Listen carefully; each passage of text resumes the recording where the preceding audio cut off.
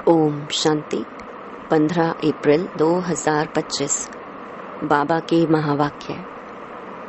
मीठे बच्चे, बाप तुम रूहों से रूह रिहान करते हैं।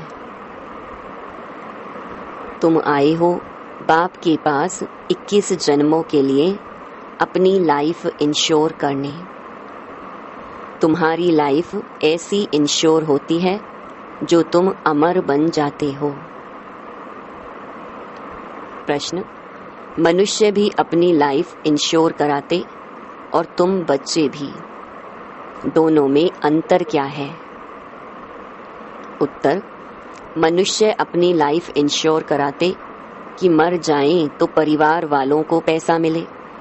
तुम बच्चे इंश्योर करते हो कि 21 जन्म हम मरे ही नहीं, अमर बन जाएं। सतयुग में कोई इंश्योर कंपनियां होती नहीं।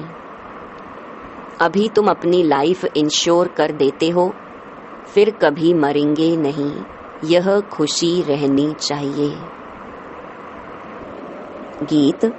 यह कौन आज आया सवेरे सवेरे।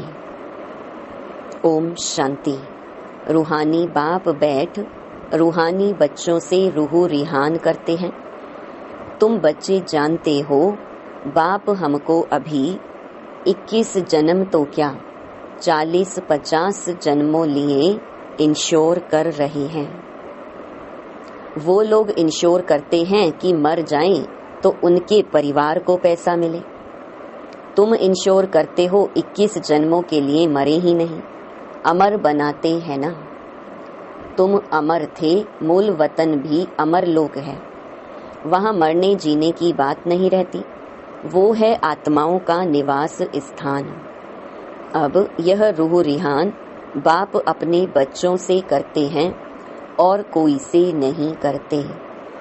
जो रूह अपने को जानती है उनसे ही बात करते हैं, बाकी और कोई बाप की भाषा को समझेंगे नहीं।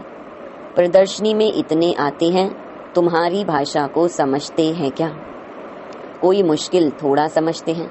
तुमको भी समझाते समझाते कितने वर्ष हुए हैं, तो भी कितने थोड़े समझते हैं। है भी सेकंड में समझने की बात। हम आत्माएं जो पावन थीं, वही पतित बनी हैं, फिर हमको पावन बनना है। उसके लिए स्वीट फादर को याद करना है। उनसे स्वीट और कोई चीज होती नहीं। इस याद करने में ही माया के विघ्न पड़ते हैं। यह भी जानते हो बाबा हमको अमर बनाने आए हैं। पुरुषार्थ कर अमर बन अमरपुरी का मालिक बनना है। अमर तो सब बनेंगे। सतयुग को कहा ही जाता है अमर लोक। यह है मृत्यु लोक। यह अमर कथा है। ऐसे नहीं कि सिर्फ शंकर ने पार्वती को अमर कथा सुनाई। वह तो सब हैं भक्ति मार्ग की बातें।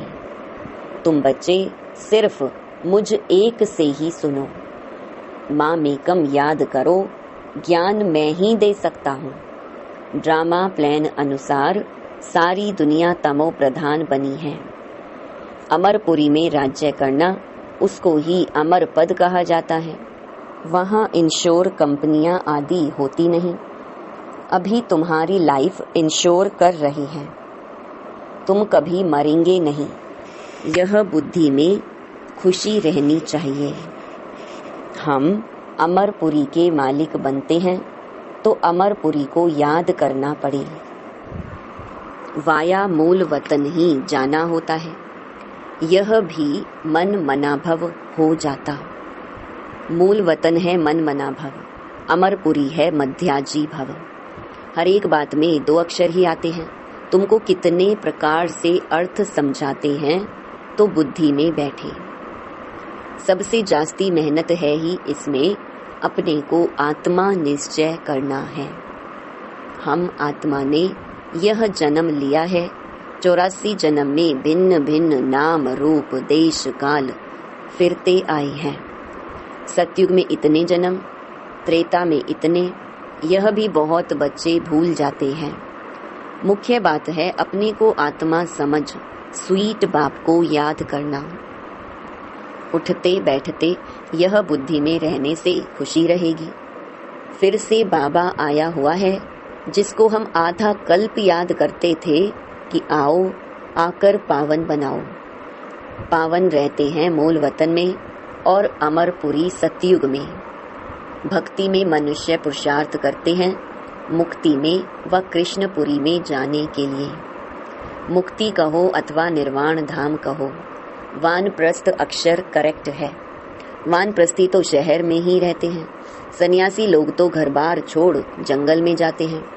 आजकल के वानप्रस्थियों में कोई दम नहीं है।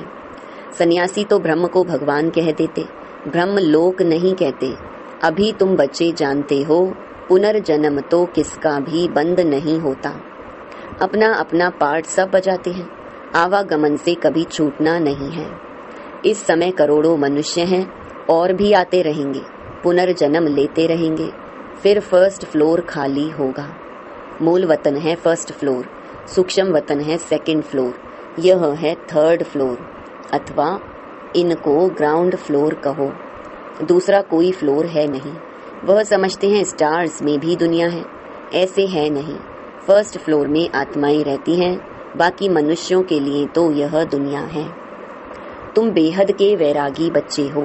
तुम्हें इस पुरानी दुनिया में रहते हुए भी इन आँखों से सब कुछ देखते हुए नहीं देखना है। यह है मुख्य पुरुषार्थ, क्योंकि यह सब खत्म हो जाएगा। ऐसे नहीं कि संसार बना ही नहीं है, बना हुआ है, परंतु उनसे वैराग्य हो जाता, अर्थात सारी पुरानी दुनिया से वैराग्य। भक्ति, ज्ञान और वैराग्य। भक्ति के बाद है ज्ञान, फिर भक्ति का वैराग्य हो जाता। बुद्धि से समझते हो कि यह पुरानी दुनिया है, यह हमारा अंतिम जन्म है, अभी सबको वापस जाना है। छोटे बच्चों को भी शिव बाबा की याद दिलानी है। उल्टे सुल्टे खान पान आदि की कोई आदत नहीं डालनी चाहिए। छोटेपन से जैसी आदत डालो वैसी आदत पड़ जाती है। आजकल संग का दोष बड़ा गंदा है। संग तारे कुसंग बोरे। यह विषय सागर वैशाल्य है। सत तो एक ही परम पिता परमात्मा है, गॉड इज वन कहा जाता है। वह आकर सत्य बात समझाते हैं। बाप कहते हैं, हे रूहानी बच्चों, मैं तुम्हारा बाप तुमसे रूह रिहान कर रहा हूँ। मुझे तुम बुलाते हो ना। वही ज्ञान का सागर पतित पावन है, नई सृष्टि का रचयिता है, पुरानी सृष्टि का विनाश कराते हैं। यह त्रिमूर्ति तो प्रसिद्ध है, ऊंच ते ऊंच है शिव। अच्छा, फिर सूक्ष्म वतन में है ब्रह्मा विष्णु शंकर। उन्हों का साक्षात्कार भी होता है, क्योंकि पवित्र है ना। उन्हों को चैतन्य में इन आँखों से देख नहीं सकते, बहुत नौधा भक्ति से देख सकते हैं। समझो कोई हनुमान का भक्त होगा तो उनका साक्षात्कार होगा। शिव के भक्त को तो झूठ बताया गया है कि परमात्मा अखंड ज्योति स्वरूप है। बाप कहते हैं, मैं तो इतनी छोटी सी बिंदी हूँ। वह कहते अखंड ज्योति स्वरूप अर्जुन को दिखाया। उसने कहा, बस मैं सहन नहीं कर सकता हूँ। उनको दीदार हुआ तो यह गीता में लिखा हुआ है। मनुष्य समझते हैं अखंड ज्योति का साक्षात्कार हुआ। अब बाप कहते हैं, यह सब भक्ति मार्ग की बातें दिल खुश करने की हैं। मैं तो कहता ही नहीं हूँ कि मैं अखंड ज्योति स्वरूप हूँ। जैसे बिंदी मिसल तुम्हारी आत्मा है, वैसे मैं हूँ। जैसे तुम ड्रामा के बंधन में हो, वैसे मैं भी ड्रामा के बंधन में बांधा हुआ हूँ। सब आत्माओं को अपना अपना पार्ट मिला हुआ है। पुनर्जन्म तो सबको लेना ही है, नंबरवार सबको आना ही है। पहले नंबर वाला फिर नीचे जाता है। कितनी बातें बाप समझाते हैं। यह समझाया है कि सृष्टि रूपी चक्र फिरता रहता है। जैसे दिन के बाद रात आती है, वैसे कलयुग के बाद सतयुग, फिर त्रेता, फिर संगम युग आता है। संगम युग पर ही बाप चेंज करते हैं। जो सतो प्रधान थे, अब वही तमो प्रधान बने हैं, वही फिर सतो प्रधान बनेंगे। बुलाते भी हैं, हे पतित पावन आओ। तो अब बाप कहते हैं मन मना भव। मैं आत्मा हूँ, मुझे बाप को याद करना है। यह यथार्थ रीति कोई मुश्किल समझते हैं। हम आत्माओं का बाप कितना मीठा है। आत्मा ही मीठी है ना। शरीर तो खत्म हो जाता है, फिर उनकी आत्मा को बुलाते हैं। प्यार तो आत्मा से ही होता है ना। संस्कार आत्मा में रहते हैं। आत्मा ही पढ़ती सुनती है। देह तो खत्म हो जाती है। मैं आत्मा अमर हूँ, फिर तुम मेरे लिए रोते क्यों हो? यह तो देह अभिमान है ना। तुम्हारा देह में प्यार है, होना चाहिए आत्मा में प्यार। अविनाशी चीज में प्यार होना चाहिए। विनाशी चीज में प्यार होने से ही लड़ते झगड़ते हैं। सतयुग में हैं देही अभिमानी, इसलिए खुशी से एक शरीर छोड़ दूसरा लेते हैं। रोना पीटना कुछ भी नहीं होता। तुम बच्चों को अपनी आत्म अभिमानी अवस्था बनाने के लिए बहुत प्रैक्टिस करनी है। मैं आत्मा हूँ, अपने भाई आत्मा को बाप का संदेश सुनाता हूँ। हमारा भाई इन ऑर्गन्स द्वारा सुनता है, ऐसी अवस्था जमाओ। बाप को याद करते रहो तो विकर्म विनाश होते रहेंगे। खुद को भी आत्मा समझो, उनको भी आत्मा समझो, तब पक्की आदत हो जाए। ये है गुप्त मेहनत। अंतर्मुख हो, इस अवस्था को पक्का करना है। जितना समय निकाल सको उतना इसमें लगाओ। 8 घंटा तो धंधा आदि भल करो, नींद भी करो, बाकी इसमें लगाओ। 8 घंटा तक पहुंचना है, तब तुमको बहुत खुशी रहेगी। पतित पावन बाप कहते हैं, मुझे याद करो तो तुम्हारे विकर्म विनाश हो। ज्ञान तुमको अभी ही संगम पर मिलता है। महिमा सारी इस संगम युग की है, जबकि बाप बैठ तुमको ज्ञान समझाते हैं। इसमें स्थूल कोई बात नहीं। यह जो तुम लिखते हो वह सब खत्म हो जाएगा। नोट भी इसीलिए करते हैं तो पॉइंट्स नोट होने से याद रहेंगी। कोई की बुद्धि तीखी होती है तो बुद्धि में याद रहती है। नंबरवार तो है ना। मुख्य बात बाप को याद करना है और सृष्टि चक्र को याद करना है। कोई विकर्म नहीं करना है। गृहस्थ व्यवहार में भी रहना है। पवित्र जरूर बनना है। कई गंदे ख्यालात वाले बच्चे समझते हैं, हमको यह फलानी बहुत अच्छी लगती है, इनसे हम गंधर्वी विवाह कर लें। परंतु यह गंधर्वी विवाह तो तब कराते हैं जबकि मित्र संबंधी आदि बहुत तंग करते हैं, तो उनको बचाने लिए। ऐसे थोड़े ही सब कहेंगे हम गंधर्वी विवाह करेंगे, वह कभी रह नहीं सकेंगे। पहले दिन ही जाकर गटर में पड़ेंगे। नाम रूप से दिल लग जाती है, यह तो बड़ी खराब बात है। गंधर्वी विवाह करना कोई मासी का घर नहीं है। 1-2 से दिल लगी तो कह देते गंधर्वी विवाह करें। इसमें संबंधियों को बड़ा खबरदार रहना चाहिए। समझना चाहिए यह बच्चे काम के नहीं। जिससे दिल लगी है उससे हटा देना चाहिए, नहीं तो बातें करते रहेंगे। इस सभा में बड़ी खबरदारी रखनी होती है। आगे चल बड़े कायदे सिर सभा लगेंगी। ऐसे ऐसे ख्यालात वाले को आने नहीं देंगे। जो बच्चे रूहानी सर्विस पर तत्पर रहते हैं, जो योग में रहकर सर्विस करते हैं, वही सतयुगी राजधानी स्थापन करने में मददगार बनते हैं। सर्विसेबल बच्चों को बाप का डायरेक्शन है। आराम हराम है। जो बहुत सर्विस करते हैं वह जरूर राजा रानी बनेंगे। जो जो मेहनत करते हैं आप समान बनाते हैं, उनमें ताकत भी रहती है। स्थापना तो ड्रामा अनुसार होनी ही है। अच्छी रीति सब पॉइंट्स धारण कर फिर सर्विस में लग जाना चाहिए। आराम भी हराम है, सर्विस ही सर्विस, तब ऊंच पद पाएंगे। बादल आए और रिफ्रेश होकर गई सर्विस पर।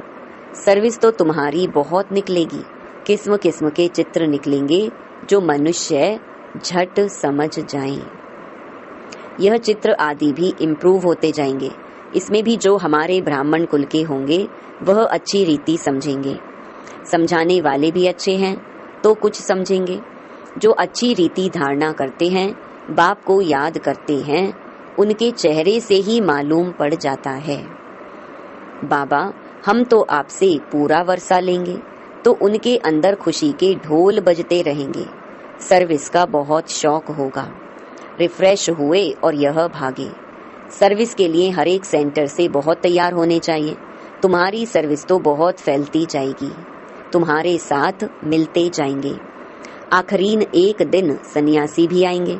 अभी तो उन्हों की राजाई है, उन्हों के पैरों पर पड़ते हैं, पूजते हैं। बाप कहते हैं यह भूत पूजा है, मेरे तो पैर है नहीं, इसीलिए पूजने भी नहीं देंगे। मैंने तो यह तन लोन लिया है, इसीलिए इनको भाग्यशाली रथ कहा जाता है। इस समय तुम बच्चे बहुत सौभाग्यशाली हो, क्योंकि तुम यहाँ ईश्वरीय संतान हो। गायन भी है, आत्माएं परमात्मा अलग रहे बहुकाल। तो जो बहुत काल से अलग रहे हैं वही आते हैं, उनको ही आकर पढ़ाता हूँ। श्री कृष्ण का यह अंतिम जन्म है, इसीलिए नाम भी इस एक का श्याम सुंदर पड़ा है। शिव का तो किसी को पता नहीं है कि क्या चीज है। यह बात बाप ही आकर समझाते हैं। मैं हूँ परम आत्मा, परम धाम में रहने वाला हूँ। तुम भी वहाँ के रहने वाले हो। मैं सुप्रीम पतित पावन हूँ। तुम अभी ईश्वरीय बुद्धि वाले बने हो। ईश्वर की बुद्धि में जो ज्ञान है वह तुमको सुना रहे हैं। सतयुग में भक्ति की बात नहीं होती, यह ज्ञान तुमको अभी मिल रहा है। अच्छा, मीठे मीठे सिकिलधे बच्चों प्रति माता पिता बाप दादा का याद प्यार और गुड मॉर्निंग। रूहानी बाप की रूहानी बच्चों को नमस्ते। धारणा के लिए मुख्य सार। पहला, अंतर्मुखी होकर अपनी अवस्था को जमाना है। अभ्यास करना है, मैं आत्मा हूँ, अपने भाई आत्मा को बाप का संदेश देता हूँ। ऐसे आत्म अभिमानी बनने की गुप्त मेहनत करनी है। दूसरा, रूहानी सर्विस का शौक रखना है। आप समान बनाने की मेहनत करनी है। संग का दोष बड़ा गंदा है, उससे अपने को संभालना है। उल्टे खान पान की आदत नहीं डालनी है। वरदान, विश्व कल्याण के कार्य में सदा बिजी रहने वाले विश्व के आधार मूर्त भव। विश्व कल्याणकारी बच्चे स्वप्न में भी फ्री नहीं रह सकते। जो दिन रात सेवा में बिजी रहते हैं, उन्हें स्वप्न में भी कई नई नई बातें, सेवा के प्लान व तरीके दिखाई देते हैं। वे सेवा में बिजी होने के कारण अपने पुरुषार्थ के व्यर्थ से और औरों के भी व्यर्थ से बचे रहते हैं। उनके सामने बेहद विश्व की आत्माएं सदा इमर्ज रहती हैं। उन्हें जरा भी अलबेलापन आ नहीं सकता। ऐसे सेवाधारी बच्चों को आधार मूर्त बनने का वरदान प्राप्त हो जाता है। स्लोगन, संगम युग का एक एक सेकंड वर्षों के समान है, इसीलिए अलबेलेपन में समय नहीं गवाओ। अव्यक्त इशारे, कंबाइंड रूप की स्मृति से सदा विजयी बनो। जिसके साथ स्वयं सर्वशक्तिवान बाप कंबाइंड है, सर्व शक्तियां स्वतः उनके साथ होंगी। जहां सर्व शक्तियां हैं वहां सफलता ना हो, यह असंभव है। कोई अच्छा साथी लौकिक में भी मिल जाता है तो उसको छोड़ नहीं सकते। ये तो अविनाशी साथी है, कभी धोखा देने वाला साथी नहीं है, सदा ही साथ निभाने वाला साथी है। तो सदा साथ साथ रहो। अच्छा, ओम शांति।